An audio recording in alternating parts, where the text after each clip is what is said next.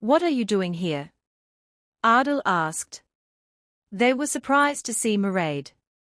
I came here to tell my glorious heroes that I have got an opportunity. I made my mentor angry enough to send me away. She told me to watch a prisoner they planned to sacrifice. Sacrifice? Dante was horrified. I don't know much, but it's happening tomorrow night, Mairead said. Why? Aadil asked, scared. Tomorrow night is lunar eclipse, which means it's soul sacrifice. Crane will take powers from the princess. We have to save her, Aadil said, gripping the cell bars. What about the others? Mairead asked. What do you mean? Aadil didn't understand. You promised to save just one. But terrible things are happening here. Do you know how they train slaves? There was silence. They rape women in front of their children. They make mothers kill their own children. Dante had experienced all this before. It wasn't new, but still, it did hurt him the same. One child promised to tell God everything before he died, Mairead said with tears in her eyes. Aadil shivered. Do you have a plan? Dante asked. Yes, and not really, Mairead admitted. I know what I have to do. But I am not sure about anything. We better be ready for tomorrow, Dante said. Try to stay alive while keeping your promise. Your life matters too. Mairead told Aadil before she left. In the morning, Aadil and Dante were thrown into the arena. There weren't many people in the audience, as most were slaves and the rest were knights. However, Crane was in attendance, sitting on the throne before them with his arbiters, advisors, and wardens. We are putting the whole burden on that little girl, said Dante regretfully, lowering his gaze. She is one of the strongest women I have ever met, the young thief said with great confidence. Mairead escorted a beautiful young girl. She was dressed like a bride and Mairead like a warrior. That's her, Dante looked to Aadil. Aadil nodded, giving him a sharp gaze. Aislinn sat beside Crane. Is he going to marry her? Aadil narrowed his eyes. Maybe. Maybe not. But she's not going to stay alive for long. He wants her powers, right? Yes. Then he'll go against Ronan. Dante exhaled. We can't let that happen. One Ronan is far more than enough for the entire Dazark. If they fight for the kingship of the north, all that will be left is a land of bones and ashes. Aadil said. Dante and Aadil. Crane shouted, I don't know how many of you are inside my kingdom, but he put a hand on his chest with a smile on his face, none of you are getting out of here alive. I am tired of playing this game with you. I am going to kill every single captive whom we brought with you too. This way, I won't have to take chances. But since Crane said joyfully, we have the time, I would like to see a fight. Between you two, he gestured at them. Why? You are scared that your underlings can't win against us. Aadil shouted, mocking them. You are defeated, kid.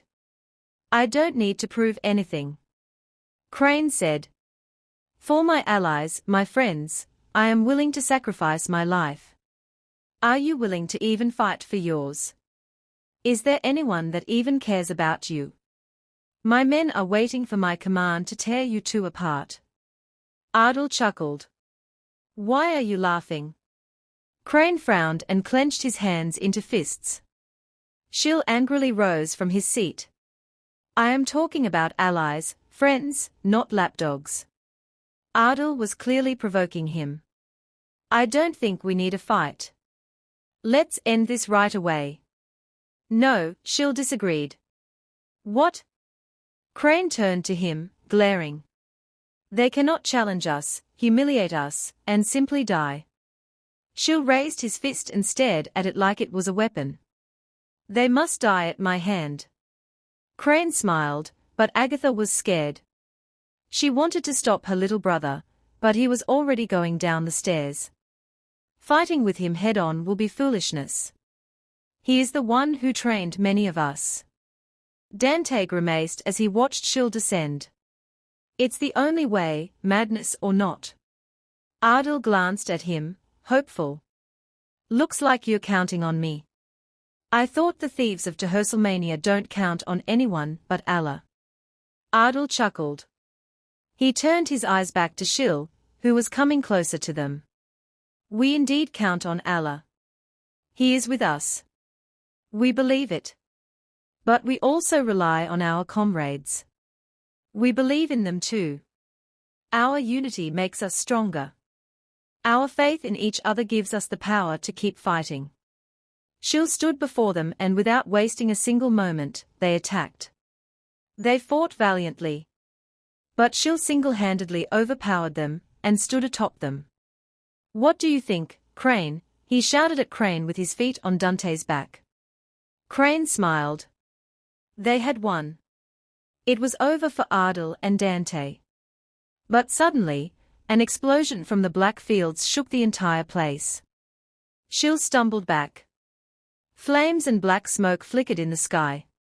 All of a sudden, a terrible scream echoed through the arena. Crane and Agatha got up from their seats, eyes wide. Dante had driven a blade through Shil's heart and Aadil had a blade through his belly. Shil stared at them, dumbstruck. He had a hand around the hilt of his blade, struggling through the pain as he tried to pull the weapon from his chest. He couldn't believe it. He lost. It was over. Shil staggered back as Dante and Aadil pulled the knife out. I knew you carried 2 knives. We just needed the right time to steal it. Dante said. Shil collapsed, dead. No. Agatha shouted. Kill them both. Crane commanded. The knights drew their swords, filtering into the arena. As the knights approached, something surprising happened. An army of slaves stormed down, flooding the arena, and attacking Crane's knights. They were nothing compared to the strength, skills, and weapons of the warriors, but they had strength in numbers. The knights simply began to slaughter the prisoners, but whenever they killed 1, 2, or 3 replaced them. What is this? Crane shouted. All the arbiters and advisors left their seats, shocked. They couldn't believe the captives were fighting back. Crane, this is getting out of control. We have to get out of here. I can help you with that. Mairead stabbed her in the chest with a spear. I can get you out of this awful life of yours. Agatha grabbed at Mairead as her life left her. The princess simply removed the spear and pushed her off the stairs. She took off her ring, turning back to her original form. She quickly shot the knights, archers, arbiters, and advisors dead with arrows. What? You're an elf. Crane's eyes widened. Not just any elf. I am the princess of the Light Elves. You're a dead princess. Crane took 1 step towards her, but a knife came flying from the arena and pierced his shoulder. He grunted in pain and rage, and turned his gaze to the source, glaring. It was Aadil's knife, and both he and Dante were making their way to him. He furiously glanced back at Mairead. I don't have time for this. Mairead took a step forward with a knife in her hand, but a knight jumped between them. Aadil and Dante were trying to reach them, but they had to fight their way to the stage. The knight quickly overpowered Mairead. I wish we could have more time, princess, but your story, the knight lifted his sword, ends. He was interrupted as a sword ran him through, someone behind taking advantage of his distraction. As the body fell, Mairead saw Aadil standing, who had come to her rescue, with Dante close behind. How did you do it? Aadil asked. They all were suffering from a terrible fate. A life worse than death. They just needed a little direction. Mairead replied. They are dying but not giving up. Dante was amazed to see them fight, and couldn't turn his eyes from the arena. The slaves overpowered the knights due to their courage and higher number. Their life was worse than what the blades have to offer. Good job. Dante appreciated. "Where is Aislinn?" asked Aadil, noticing Crane and Aislinn gone. "The ritual was supposed to take place at some lake." "That's all I know," she replied. "There is only one lake in the cage." "Let's go." "We don't have much time," Dante said. At the lake, Crane had already prepared everything. The witches were waiting, and the knights were guarding the territory. A circle was created by blood-red human skulls. Hearts of different creatures were inside it. Crane came dragging Aislinn to the lake. She was struggling to get rid of him. "Start the ritual," he shouted at the witches. "But it is not the time, and we haven't sacrificed 100 lives. If you perform the ritual now, you may not be able to achieve." Crane slit her throat in one fluid motion, marching on. "Start the ritual now," he shouted, glaring at the remaining witches. The witches quickly gathered around the circle. They lit the fire in the center and began chanting while the knights surrounded them. Crane pushed the princess down. Aadil, Dante, and Mairead came in time, but they were easily bested. "Don't kill them," shouted Crane, stopping the knights, "bring them here." The knights dragged the three of them to Crane. "You three have shown me something even Ronan failed to. You showed me defeat. The defeat of my men. Death of my greatest warriors. You showed me the fall of my kingdom. I will kill you, but I want to show you my victory before I end you three with my very own hands." They all struggled to free themselves but failed. The knights held them fast, let alone moving. "Fight us, you coward!" Aadil shouted. "I will, but first, I need the power I have been craving for such a long time." The chanting was getting louder. The wind began to blow. Aadil and Dante stared at each other, full of shame and understanding. They failed that girl. But Mairead was not like them. She had her eyes fixed on Crane and Aislinn. There was no sign of failure on her face. Instead, there was faith in her eyes.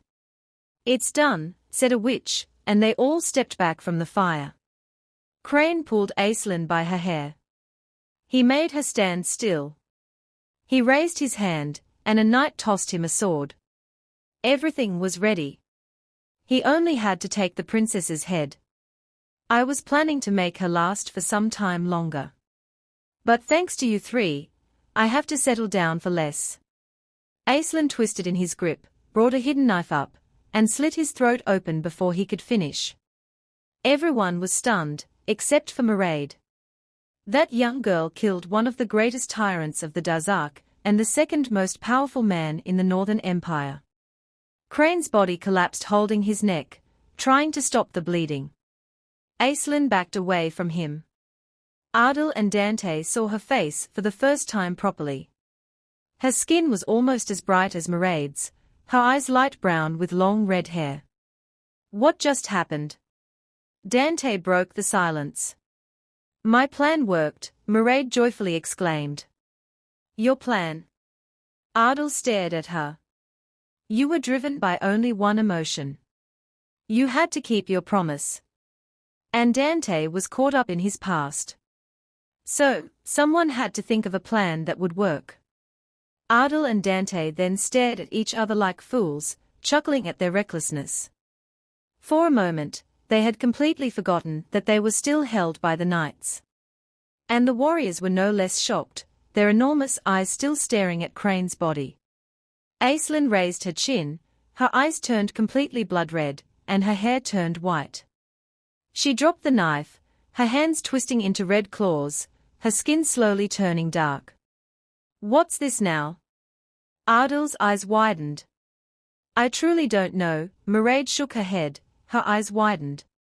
They turned their eyes to Dante, hoping he would have an answer.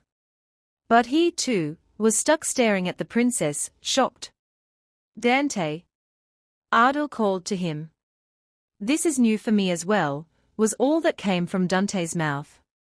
A white and red blur rushed around them, and the surrounding knights collapsed. Aadil, Dante, and Mairead were splashed with blood, and body parts scattered everywhere. The knights had been torn apart into hundreds of pieces in the blink of an eye. What just happened? Aadil wiped the blood from his face. Aislinn shifted back to her usual self, her monstrous features gone. Let me explain, she said softly.